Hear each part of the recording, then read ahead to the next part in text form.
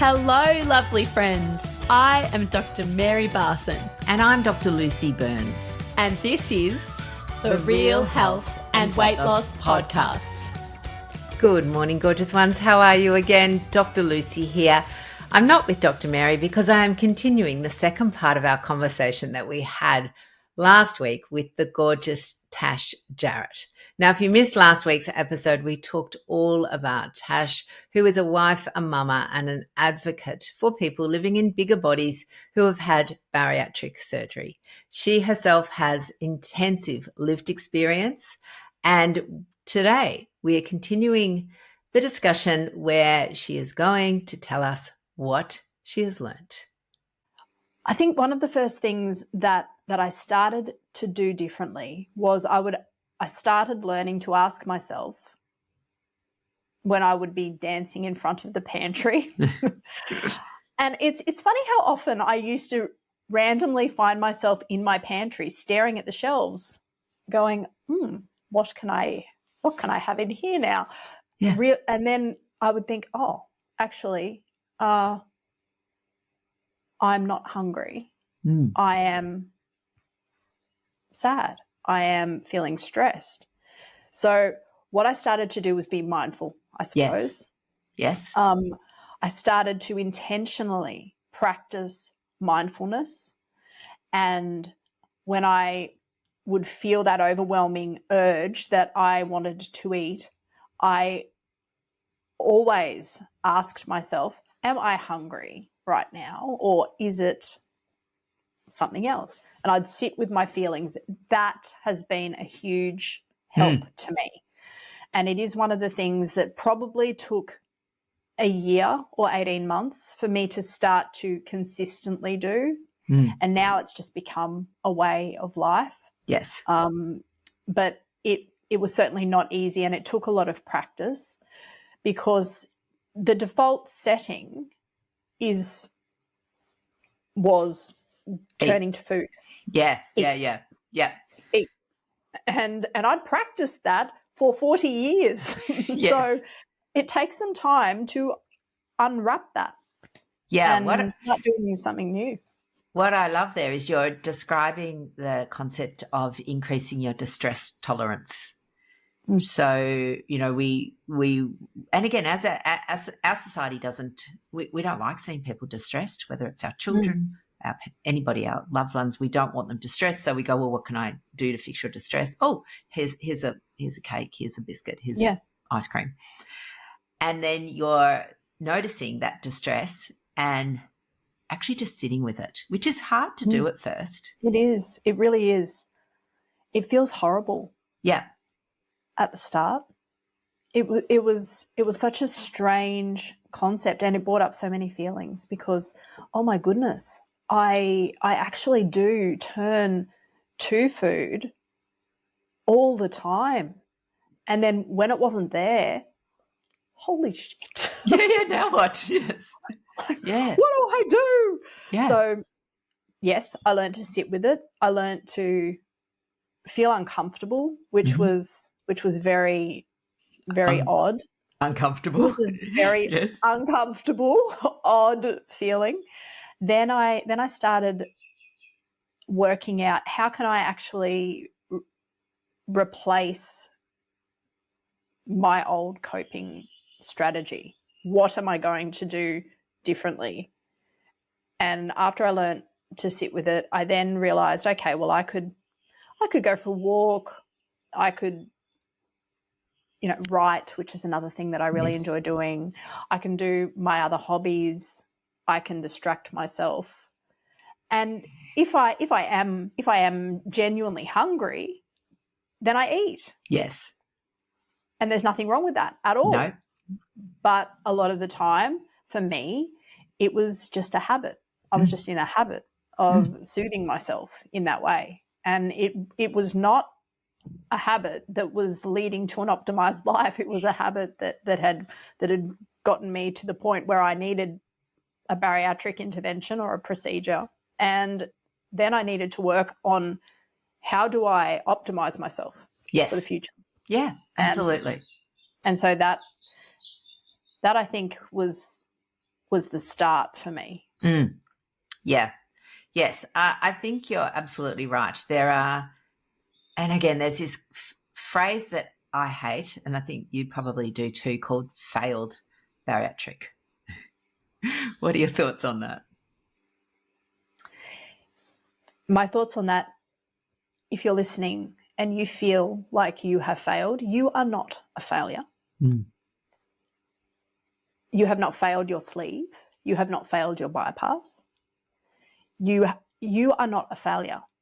You have had a procedure, and perhaps this particular intervention has not been as effective as you wanted it to be, but it is not about you being responsible for that. It is about looking at where we're at and going, okay, well, this has happened. How do we move on from here? This has happened. What can I do in order to feel better in myself? Because one thing I've learned over the last 6 years is, even with all of the weight loss, it did not change how I felt about myself. Just because we lose weight, we think that it's going to be the silver bullet. We think, when I lose weight, I will feel.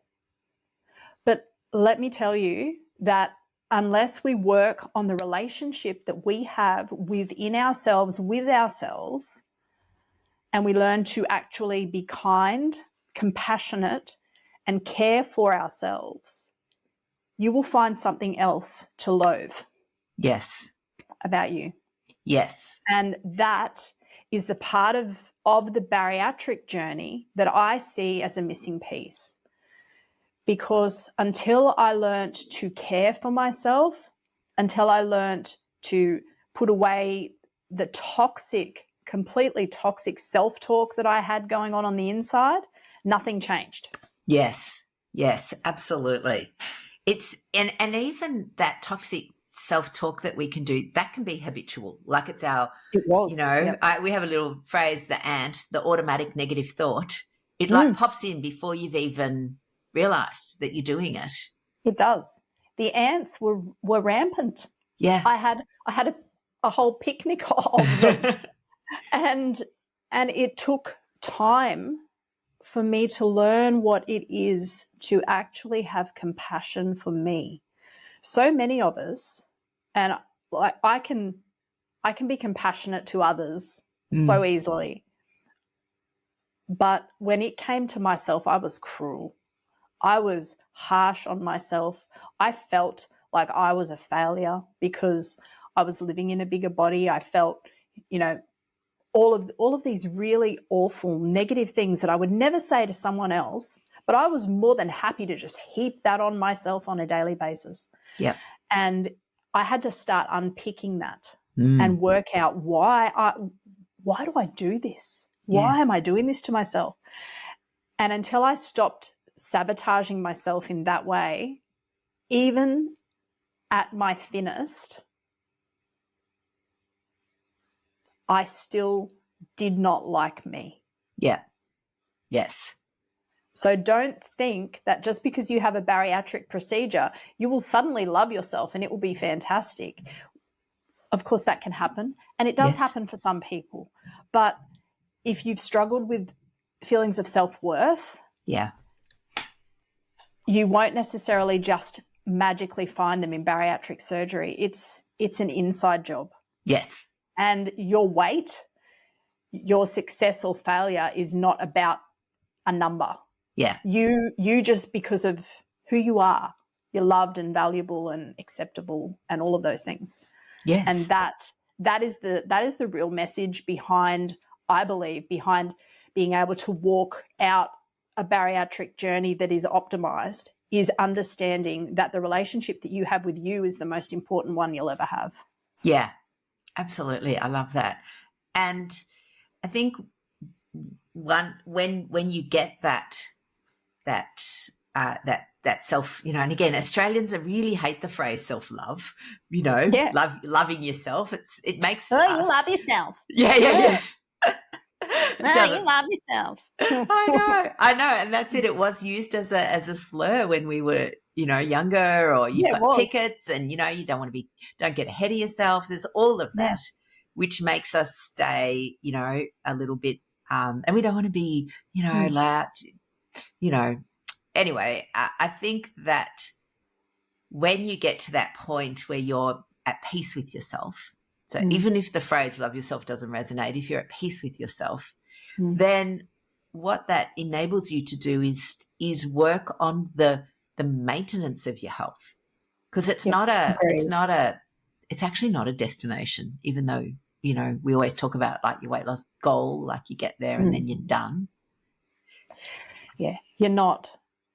And something that I see a lot in our support group anyway is there can become this real sense of even just sort of I'm lost when we do achieve the goal, because the number isn't the destination. It's the ongoing healthy, empowered life that we're wanting to achieve. And that does require ongoing maintenance. It does require ongoing self-love and care. If you don't prioritize self-love and care, then it's very easy, particularly after a bariatric journey, to get off track. For I don't know, like for me anyway, if I don't pay mindful attention to nourishing myself properly, it's very easy for my blood test results to go awry. That can happen very easily. And just this year, we've had some challenging times as a family with the cancer diagnosis for my mum, and with my dad having a quadruple bypass. So that was a lot to process. I had two parents in the hospital at the same time, and both very, very unwell. And I found that during that time, my negative self-talk, my ants came back. Yeah. Yes. All of a sudden, the picnic buffet was open again. Yeah. And I stopped doing the things that I know I needed to do for my own health and my own life. So it's an ongoing journey. Yeah. And it isn't just a number on the scale that will be the destination. It is that ongoing everyday choosing ourselves. And it's not wrong to choose yourself. It's not wrong to choose your health. And that's the real thing about bariatrics, about metabolic procedures that I love. It's the ability to be able to live a full life. Yes. And that's why we do it. Yeah. Nobody goes into bariatric surgery hoping to have a poor outcome. We go in it because we want a dramatic change. So I would encourage you that if you're wanting to have that health and wellness for the long term, then we need to not just think I'm having a procedure. We need to think I'm having a whole new way of living. Yeah. Yes. And that the biology, the psychology, and the societal aspects, they will all need to change. That's right. And hopefully we work out how to mesh them all together. And it does create a powerful change that lasts. Yes. Which is obviously what we really want. Absolutely. I mean, at the end of the day, every human wants, good health. Nobody ever wakes up every morning going, oh, I can't wait to be sick today. Be great. Exactly. I mean, we all want that great health, and sometimes we don't really value it until it's gone. No. Or we put it off thinking, oh, well, I can get to that tomorrow. I'll do, or, start on Monday. Or that'll come later, or it'll be fine. But no, it's just, it's in the small things. I mean, I know for me, I felt really overwhelmed at the start. felt really overwhelmed by the whole thing. But it's just in making those small little changes that eventually add up to a changed life.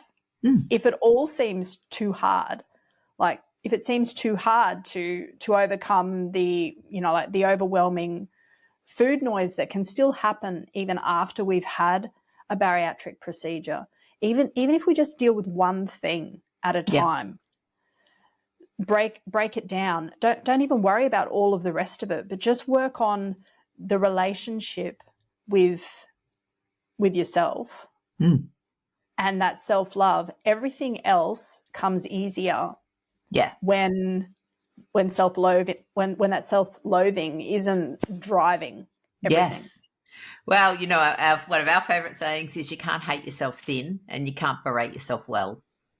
Yeah. Well, I completely agree with you. It is something that I wish I had understood years and years ago. Yeah. It's hard. We think that by, giving ourselves a good kick up the pants, a good, slap around the chops, that somehow that's going to magically motivate us. But I often say, if you've got a really harsh boss at work, if you've got somebody who, the only reason you move or do anything is because they're riding you, it's not for a long and happy life. So, Tash, you're now, as you mentioned, 7 years down the track and, obviously a huge, wealth of experience and information and wisdom, and you're now sharing that with other people. Tell us a little bit about that. I do share that with other people. I hope it's helpful. I'm sure it is. Sometimes I wonder, but I love to be able to share with others, and really I'm passionate about community. I'm passionate about being able to see people coming together who all share common challenges, common struggles, but also so that we can support each other and uplift each other. And my brother and I actually have a support group on Facebook called Bariatric Support Australia, and we've been doing that for a long time now. And we're just very, very passionate about people having access to great information, but also, like I said, just having that community support, other people that have been through the same types of things. I mean, I often say we are all in the same storm. We are not in the same boat. Indeed. All of our boats are different. Some of us have a rowboat. I feel like I had a rowboat. Other people might have a super yacht. I did not have a super yacht, but we are all in the same storm, which is, that bariatric type of a journey, or that metabolic type of a journey. And I've found that the community is a really powerful place to be able to learn and grow. Yeah, absolutely. And I think, what you're able to offer your community is a combination of, some of the things that have perhaps not gone as well as you might have liked or hoped, various complications. And we all know that there is no surgical intervention that is without risks or complications. But 100%. And, hopefully people know about those, but also it means that if something's not going right for them, they've got a place where they can ask without feeling like an idiot, because that's always the worst thing as well, and without feeling dismissed, they're validated and heard. So I love that you're doing that for your community.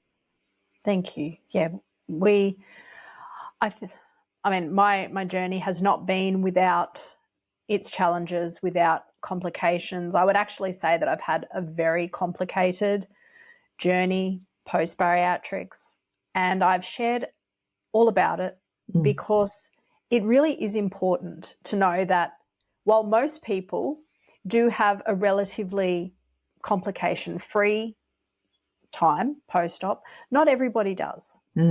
And it is important to, I think, in the interests of being properly educated or understanding what can potentially happen, to read all different types of accounts and all different stories. But also, it really is important to keep in mind that usually when people reach out to a support group, it's because they need support. Yes. And we usually only need support when something bad's happening. Yes. It's pretty unusual for people to reach out and go, hey guys, I just want to tell you I am great. Yes. I mean, I wish it happened more. Like I would be totally here for that. I think that would be amazing. But generally speaking, online we can think that, well, I personally think anyway, that at times it can look disproportionate, the amount of complications, because when people need support, that's when they're reaching out, and something might have gone wrong.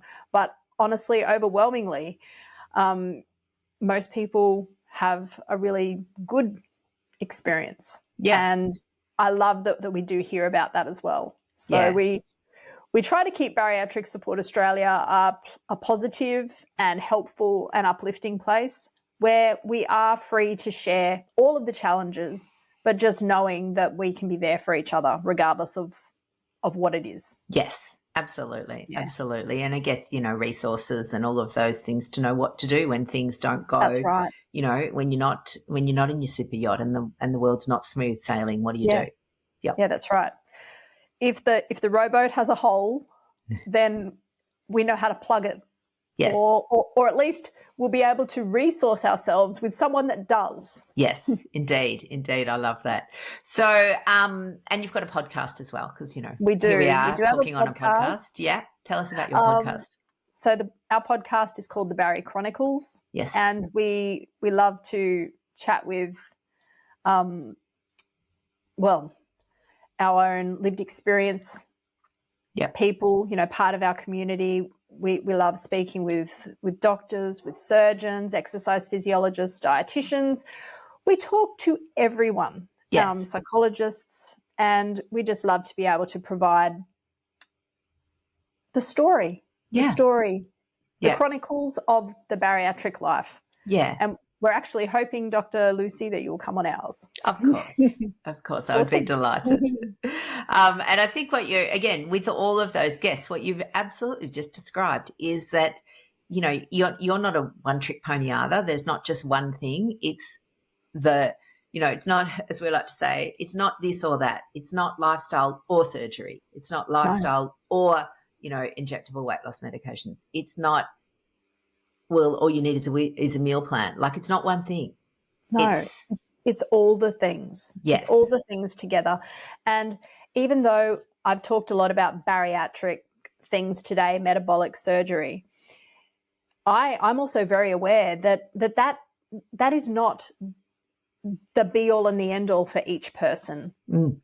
Whatever the journey is, you should feel empowered and supported. And that's really what, I guess, the spirit behind what we hope to foster is just an inclusive community that is giving access to the very best advice for the individual, because we actually care about them. Yeah, beautiful. I love that. Well done. Well, I think amazing on, again, not just your health journey, but the way that you're showing up, the way that you're showing up for yourself, for your community, the flow-on effect, the ripple effect that you're creating. I think it's amazing and I love it. Thank you, Dr. Lucy. We think you're amazing too. Well, let's all be amazing together. Agreed. Because, again, there's a world of amazing, to quote a bit of Tay-Tay, haters are always going to hate, but there's plenty of people out there who aren't in that hating camp. So yay for us. That's right. Yep. All right, lovely ones. Have the most spectacular week, and I will see you next week on the Real Health and Weight Loss podcast. Bye for now. The information shared on the Real Health and Weight Loss podcast, including show notes and links, provides general information only. It is not a substitute, nor is it intended to provide individualized medical advice, diagnosis, or treatment. nor can it be construed as such. Please consult your doctor for any medical concerns.